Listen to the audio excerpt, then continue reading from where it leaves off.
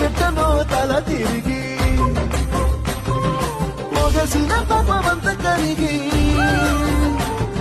శివయ్యాని సిగముడిలా సిక్కుకుండిరా